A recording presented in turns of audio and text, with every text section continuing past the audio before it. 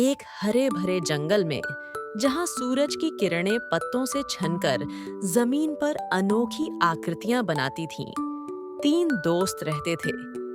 एक गुस्सैल गैंडा था, भोला गैंडा, जो हमेशा गुस्से में रहता था और अपनी भारी भरकम चाल से जंगल में धमक पैदा करता था।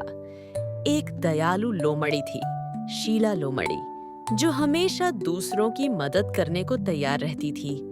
और एक फुर्तीला लंगूर था, लंबू लंगूर, जो पेड़ों पर तेजी से उछल कूद करता था। भोला गैंडा अक्सर जंगल में बिना किसी कारण के गुस्से में घूमता रहता था।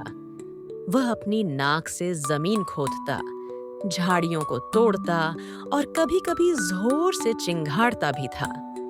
उसकी ऐसी हरकतों से जंगल के सभी जानवर उससे डरते थे और उससे दूर ही रहते थे। कोई भी उसके पास जाने की हिम्मत नहीं करता था, क्योंकि उन्हें लगता था कि भोला गैंडा बहुत बुरा और गुस्सैल है। शीला लोमड़ी ने भोला गैंडा को कई दिनों से देखा था। उसे अजीब लगा कि भोला गैंडा इतना गुस्सा क्यों करता है, क्योंकि उसने कभी किसी को जानबूझकर नुकसान नहीं पहुंचाया था। शीला लोमड़ी ने ध्यान से देखा कि भोला गैंडा बार-बार अपनी सींग को पेड़ों के तने से रगड़ रहा था और अजीब सी आवाजें निकाल रहा था। शीला लोमड़ी ने लंबू लंगूर को बुलाया और कहा, लंबू लंगूर, तुम पेड़ों पर बहुत ऊंचाई तक जा सकते हो। क्या तुम ऊपर से भोला गैंडा को ध्यान से देख सकते हो? मुझे लगता है उसके गुस्से का कोई और कारण है। लंबू लंगूर तुरंत पेड़ों पर चढ़ गया और भोला गैंडा पर नजर रखने लगा।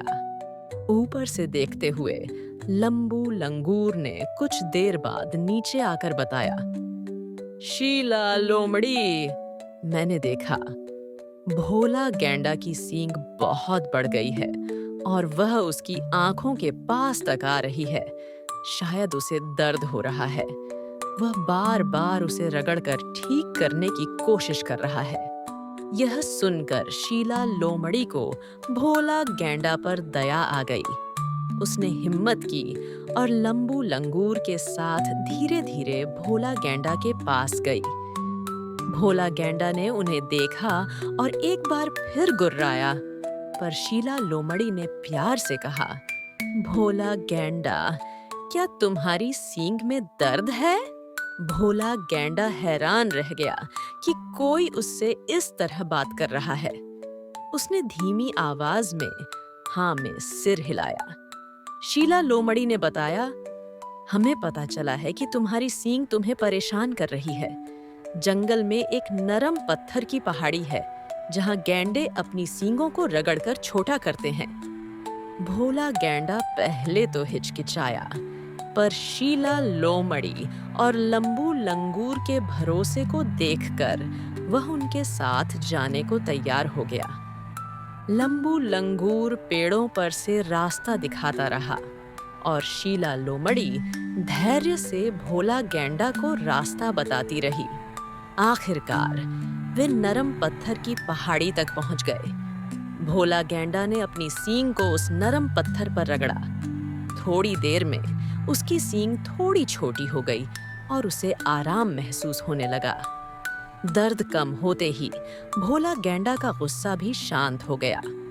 उसने शीला लोमड़ी और लंबू लंगूर को धन्यवाद दिया और तब से वह जंगल में एक खुश और शांत गैंडा बन गया, जिसने अपने नए दोस्तों के साथ मिलकर जंगल में खुशी से रहना शुरू कर दिया।